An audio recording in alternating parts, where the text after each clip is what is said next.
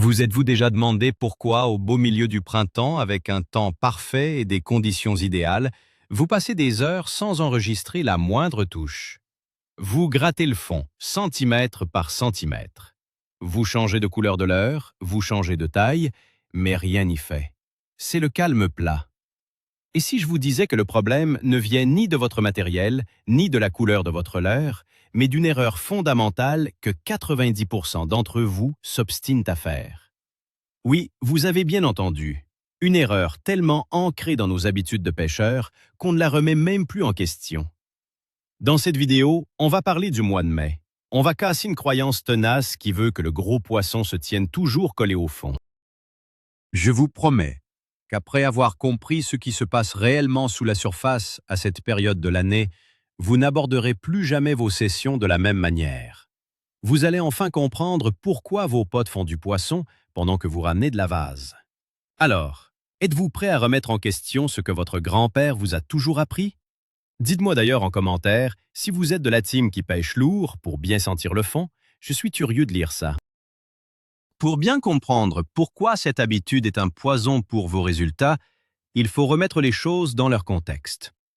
Nous sortons de l'hiver. Pendant de longs mois, l'eau était glaciale. Les poissons étaient léthargiques, collés sur les substrats pour chercher le moindre degré supplémentaire et dépenser le moins d'énergie possible. Pendant tout ce temps, on a pris le réflexe de pêcher lourd. On a pêché au fond, très lentement. On a cherché le fameux petit toc dans la canne qui nous confirme qu'on est bien en contact avec la structure. Ce repère physique, c'est devenu notre zone de confort. Ça nous rassure. Sauf que voilà, le mois de mai arrive. La nature explose, le soleil tape plus fort et la température de l'eau grimpe en flèche. Pourtant, sur les berges, je vois des dizaines de pêcheurs qui font exactement la même chose qu'en plein mois de janvier. Ils plombent lourd, ils lancent loin et ils laissent couler jusqu'à taper la vase. C'est un blocage psychologique énorme. On a l'impression que si on ne sent pas le fond, on ne pêche pas bien. Mais c'est précisément ce raisonnement, répété année après année, qui vous fait passer totalement à côté de la pêche au printemps. Il est temps de comprendre la mécanique de l'eau en mai. Prenons une situation que vous connaissez tous par cœur. C'est un beau matin du mois de mai. Le soleil commence tout juste à percer à travers la brume légère qui flotte sur l'étang. Vous avez votre café dans une main, votre canne préférée dans l'autre. Vous faites votre premier lancer. Instinctivement, parce que c'est ce qu'on vous a toujours appris, vous laissez votre leurre couler.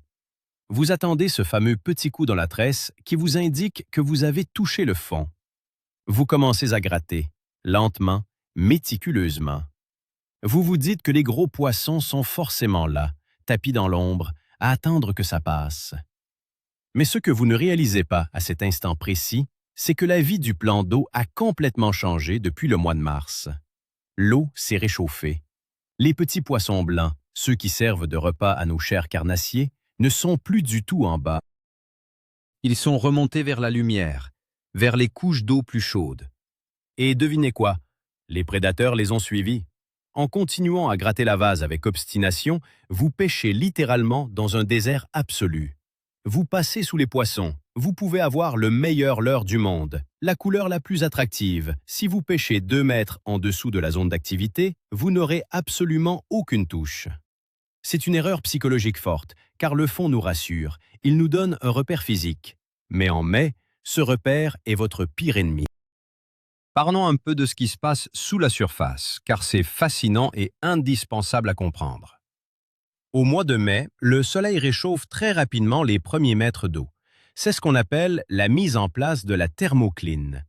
Pour faire simple, l'eau chaude, qui est plus légère, reste en haut. L'eau froide, plus lourde, reste au fond. Entre les deux, il y a une barrière invisible. Les petits poissons, comme les ablettes ou les gardons, adorent cette eau chaude de surface. C'est là qu'ils trouvent du plancton et des insectes qui commencent à éclore. Toute la chaîne alimentaire se déplace vers le haut. Si le garde-manger est dans les 2 premiers mètres sous la surface, pourquoi un brochet ou un black bass resterait-il scotché à 6 mètres de profondeur dans une eau froide et sombre? Ça n'a aucun sens d'un point de vue biologique. Le prédateur va là où se trouve la nourriture facile.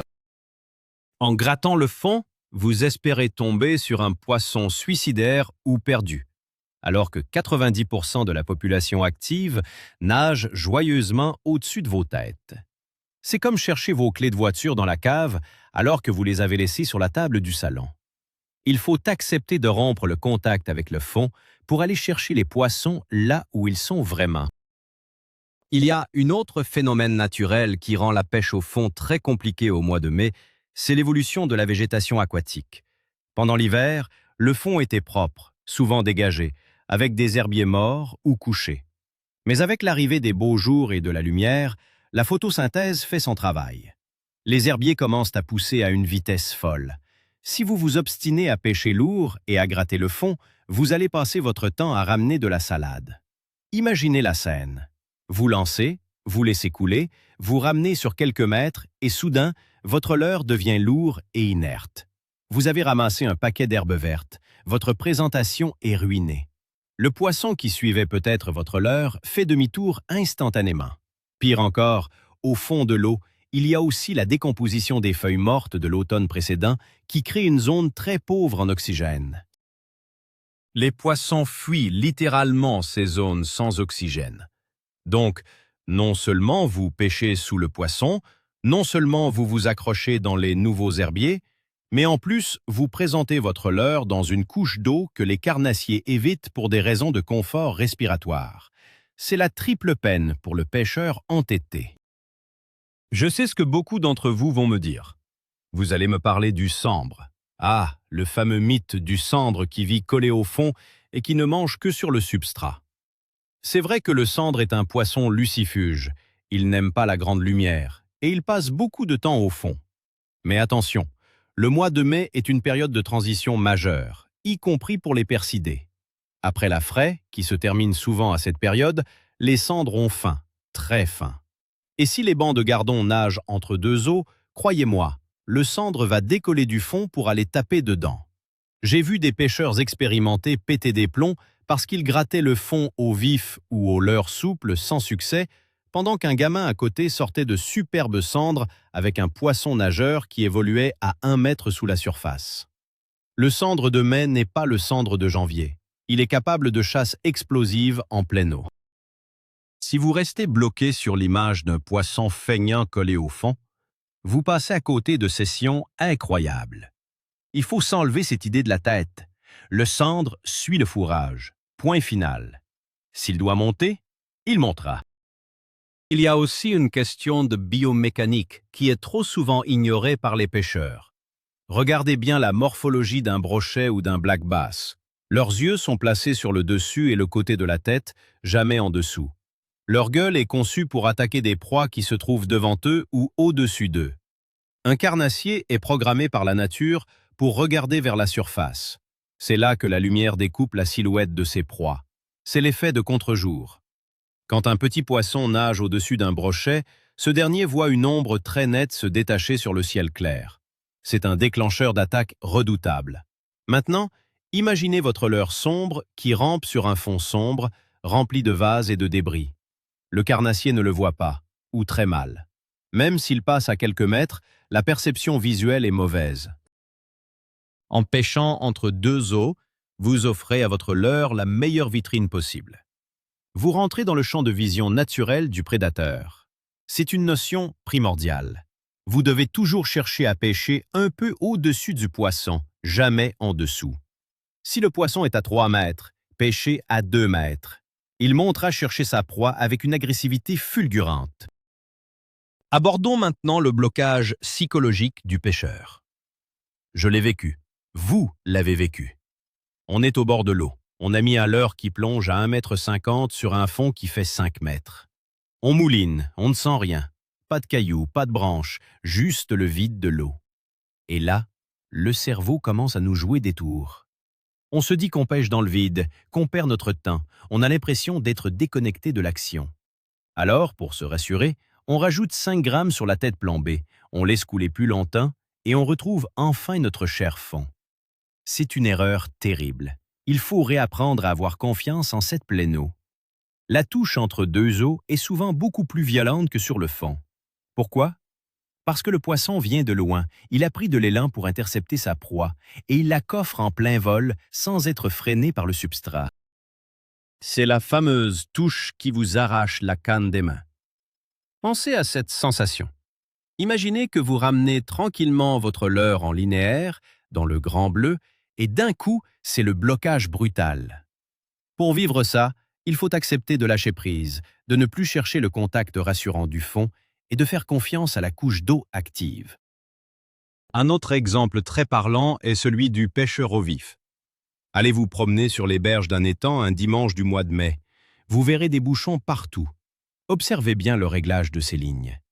8 fois sur 10, le pêcheur a réglé son fond pour que le vif soit à 10 centimètres de la vase. Le pauvre petit poisson, terrorisé, va chercher à se cacher dans les herbiers naissants au fond. Il devient invisible. Pendant ce temps, le pêcheur attend sur sa chaise pliante, persuadé de bien faire. S'il remontait son bouchon d'1 mètre ou 2, son vif serait forcé de nager en pleine eau, bien en vue. Il s'agiterait, créerait des vibrations dans toutes les directions et serait repéré de très loin par les carnassiers en maraude. Ce petit détail de réglage fait toute la différence entre une journée à bronzer sans rien prendre et une journée riche en émotions. La pêche, ce n'est pas qu'une question de chance, c'est de la logique. Si vous offrez une proie visible et vulnérable dans la zone où les prédateurs ont décidé de chasser, vous multipliez vos chances par 10. Arrêtez de cacher vos vifs ou vos leurres dans les tréfonds obscurs du lac. Parlons un instant de l'impact de la météo printanière. En mai, le vent joue un rôle crucial. Un bon vent va pousser la couche d'eau chaude de surface vers une berge en particulier. C'est ce qu'on appelle la berge battue. Les micro-organismes y sont poussés, les petits poissons suivent pour se nourrir et les gros poissons arrivent juste derrière pour le festin. Dans ces conditions, la frénésie alimentaire se passe très près de la surface et très près du bord. Si vous arrivez sur ce spot magique et que vous balancez un gros leurre plombé à 20 grammes pour aller chercher le fond à 40 mètres du bord, vous êtes complètement hors jeu. Vous passez sous toute cette agitation sans rien comprendre. L'attitude de base devrait toujours être de prospecter d'abord la surface et la couche supérieure, surtout là où le vent vient taper. C'est souvent là que se trouvent les poissons les plus actifs, ceux qui sont prêts à mordre par agressivité ou par faim. Commencer par le fond, c'est prendre le risque d'effrayer les poissons suspendus avec la tresse qui descend de haut en bas ou de passer totalement inaperçu. Un autre mythe très tenace vient de la pêche hivernale du brochet. En hiver, on sait qu'il faut pêcher lentement, très près du fond, avec de grosses bouchées. C'est une bonne technique pour janvier. Mais beaucoup de pêcheurs n'arrivent pas à faire la transition quand le mois de mai arrive. Ils gardent les mêmes montages, les mêmes grammages, les mêmes animations. Pourtant, le métabolisme du brochet s'est accéléré. Il est capable de faire des poursuites fulgurantes sur plusieurs mètres. En continuant à pêcher lentement sur le fond, vous ne stimulez pas l'instinct de chasseur du poisson de printemps. Un leurre qui évolue rapidement entre deux eaux, de manière erratique, va déclencher des attaques réflexes incroyables. Le poisson n'a pas le temps de réfléchir. Il voit une proie rapide qui fuit dans la bonne couche d'eau, il attaque. Si votre leurre est englué dans la vase, avec une animation molle et saccadée, le brochet actif de mai ne s'y intéressera même pas. Il faut alléger vos têtes plombées. Passez de 15 grammes à 5 grammes. Laissez votre leurre planer. Vous verrez, le changement de comportement des poissons est radical. Je veux aussi vous parler d'un outil fantastique que beaucoup de pêcheurs négligent en mai. Vos propres yeux. Quand vous arrivez au bord de l'eau tôt le matin ou en fin d'après-midi, prenez 5 minutes pour observer. Avant de faire le moindre lancer, regardez la surface. Est-ce qu'il y a des gobages? Est-ce qu'il y a des petits poissons qui sautent hors de l'eau, comme s'ils fuyaient un prédateur? Est-ce qu'il y a des oiseaux qui chassent en surface? Tous ces indices vous crient une seule chose, la vie est en haut. Si vous voyez un banc d'ablettes exploser en surface à 20 mètres de vous, c'est la preuve absolue qu'un prédateur vient de frapper de bas en haut. Si, juste après avoir vu ça, vous lancez votre leurre pour le laisser couler jusqu'au fond, vous allez à l'encontre de toute logique. Vous venez d'avoir la preuve visuelle que le poisson chasse à 10 cm de la surface. Utilisez des leurres de subsurface, des petits jerkbaits qui s'arrêtent entre deux eaux, ou même des leurres de surface si l'eau est assez chaude. Écoutez ce que la nature vous dit, au lieu d'appliquer une recette toute faite qui n'a pas de sens ce jour-là. Il y a une situation classique qui illustre parfaitement cette erreur fatale. Vous êtes sur une barque ou un float tube. L'échosondeur affiche 8 mètres de fond. Vous voyez de beaux échos collés au fond. Ce sont peut-être des carpes, peut-être des silures au repos ou des cendres inactifs. Vous passez 2 heures à leur présenter tout ce que vous avez dans votre boîte en pêchant verticalement ras le fond. Pas une touche. Pendant ce temps, vous avez ignoré ces petits points suspendus à 3 mètres de la surface sur votre écran. Ces poissons suspendus, ce sont souvent les carnassiers les plus actifs, ceux qui sont en mode chasse. Pêcher les échos du fond en main, c'est souvent pêcher des poissons fermés, qui se reposent et qui digèrent. Pêcher les poissons suspendus, c'est cibler l'activité. C'est un changement de paradigme total. Il faut ignorer le fond de l'écran de votre sondeur et vous concentrer sur la moitié supérieure. C'est la demande de la discipline, car notre œil est toujours attiré par ces gros échos solides sur le fond dur. Mais la vraie pêche de mai, la pêche dynamique, elle se passe au-dessus. Parlons maintenant du matériel et de la façon dont on plombe nos leurres. C'est souvent là que l'erreur commence. Vous achetez un joli leurre souple de 12 cm. La question fatidique arrive, quelle tête plombée choisir? La facilité, c'est de prendre lourd pour lancer loin et descendre vite. Mais en mai, le vent tourne souvent, les températures oscillent. Vous devez absolument avoir dans votre boîte des têtes plombées très légères ou même des hameçons texans non plombés. Un leurre qui coule très lentement, en vacillant sur lui-même, est mortel en mai. C'est ce qu'on appelle la pêche à la volée. Vous lancez, vous fermez le pick-up de votre moulinet et vous accompagnez la descente du leurre fil tendu. La touche intervient très souvent pendant cette phase de descente planante dans les premiers mètres d'eau. Si vous aviez mis une tête de 20 grammes, votre leurre aurait traversé cette zone active à la vitesse d'une brique, sans laisser le temps au carnassier de réagir.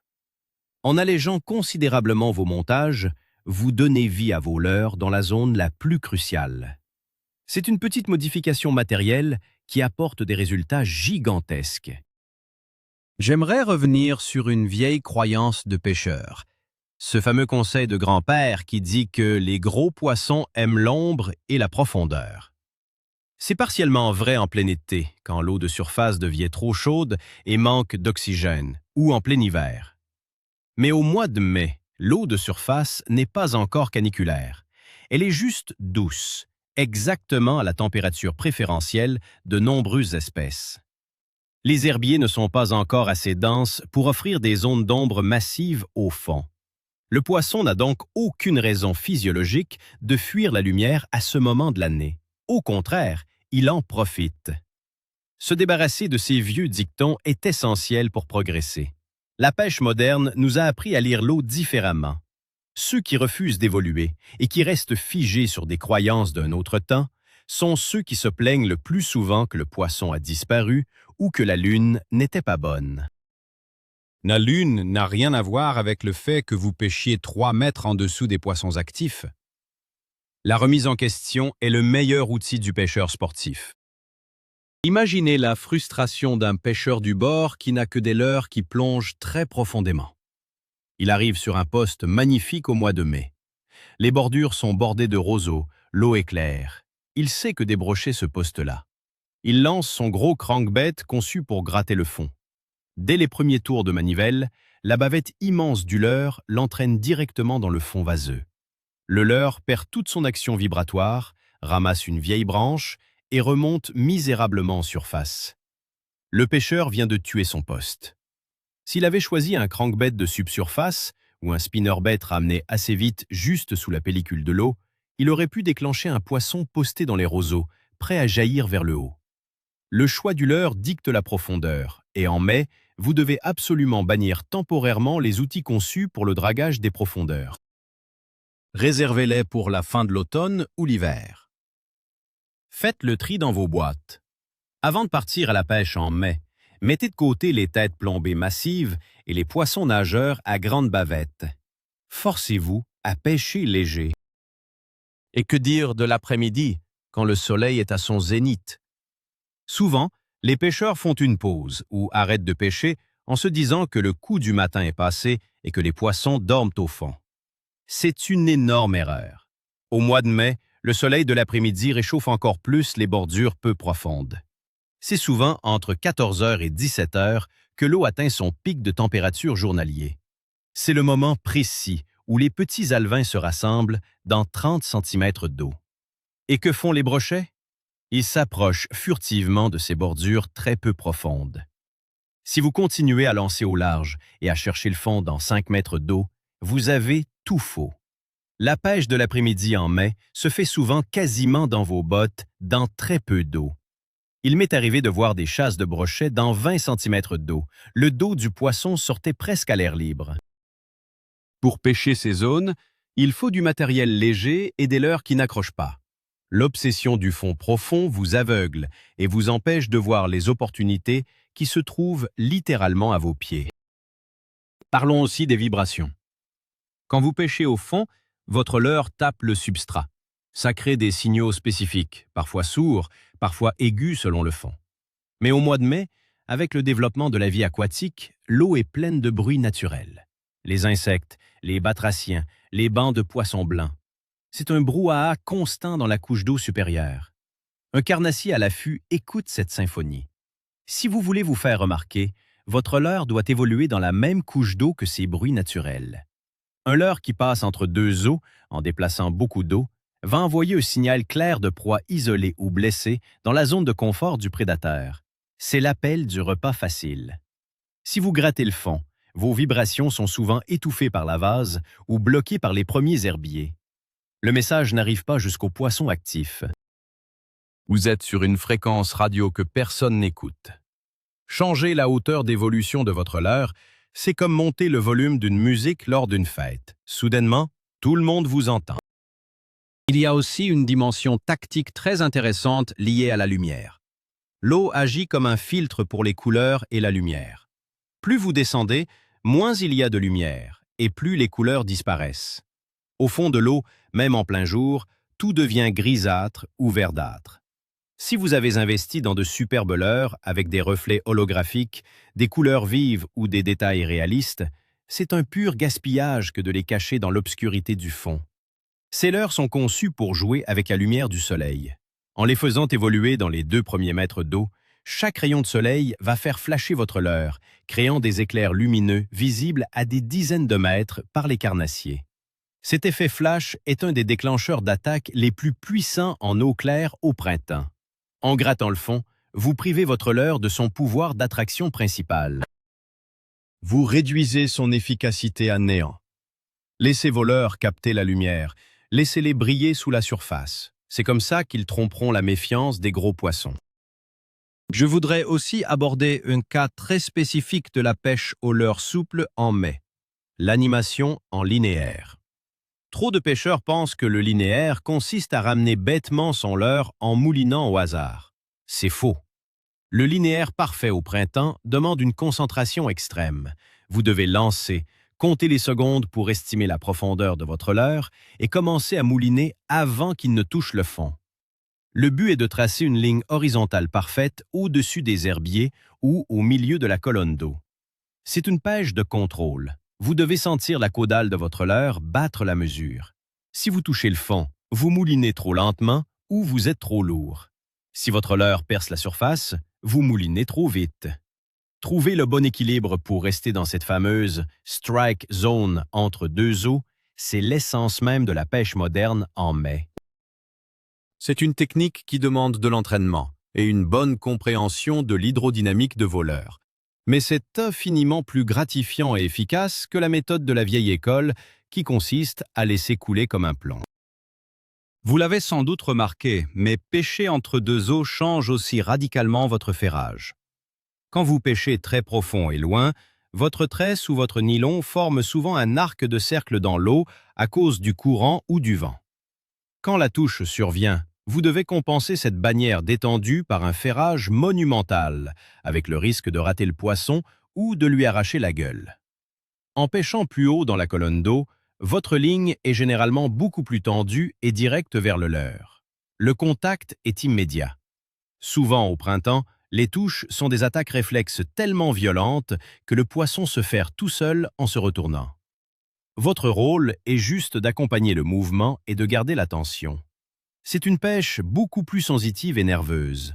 Vous n'êtes plus dans l'attente passive d'un toc lointain, vous êtes dans l'anticipation d'un blocage fulgurant. C'est pour vivre ce genre de décharge d'adrénaline que nous allons à la pêche.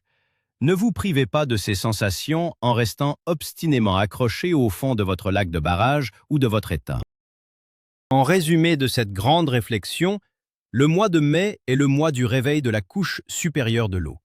C'est le moment de l'année où la verticale stricte et la pêche à gratter doivent laisser leur place à la pêche de prospection active entre deux eaux. C'est difficile de changer ses habitudes. Je sais que la première fois que vous irez au bord de l'eau, après avoir entendu ça, vous aurez la tentation de remettre cette bonne vieille tête plombée bien lourde juste pour vous rassurer. Ne le faites pas. Faites l'effort psychologique de prospecter les bordures, de chercher la lumière, de suivre le vent.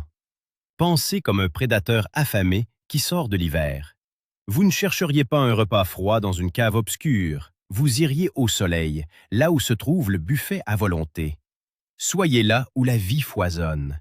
Acceptez que le fond de l'eau, en mai, soit devenu une zone morte, appauvrie en oxygène et désertée par la majorité des poissons actifs. Ce simple changement de vision, cette prise de conscience de la réalité biologique du milieu aquatique va transformer vos journées de pêche. Voilà! Vous savez maintenant pourquoi gratter le fond en mai est l'erreur fatale qui vous fait souvent rentrer à la maison sans la moindre photo de poisson dans votre téléphone. Le vrai tournant dans la vie d'un pêcheur, c'est quand on comprend que les bredouilles ne sont pas une question de malchance ou de mauvais matériel, mais de mauvais positionnement. Le mois de mai vous offre des opportunités incroyables en pleine eau, près des berges réchauffées et juste sous la surface. Le plus grand secret de la pêche moderne, c'est de pêcher là où le poisson est actif et non pas là où on aimerait qu'il soit par habitude. J'espère que cette vidéo agira comme un déclic pour vos prochaines sorties et que vous oserez enfin alléger vos montages et décoller du fond. Un grand merci d'avoir regardé cette vidéo jusqu'au bout. Si vous avez appris quelque chose aujourd'hui, prenez une seconde pour vous abonner à la chaîne, ça nous aide énormément. Laissez un gros pouce bleu si vous allez changer votre stratégie ce week-end. Et surtout, la discussion continue dans les commentaires. Quel est le leurre qui vous a le plus surpris en pêchant entre deux eaux?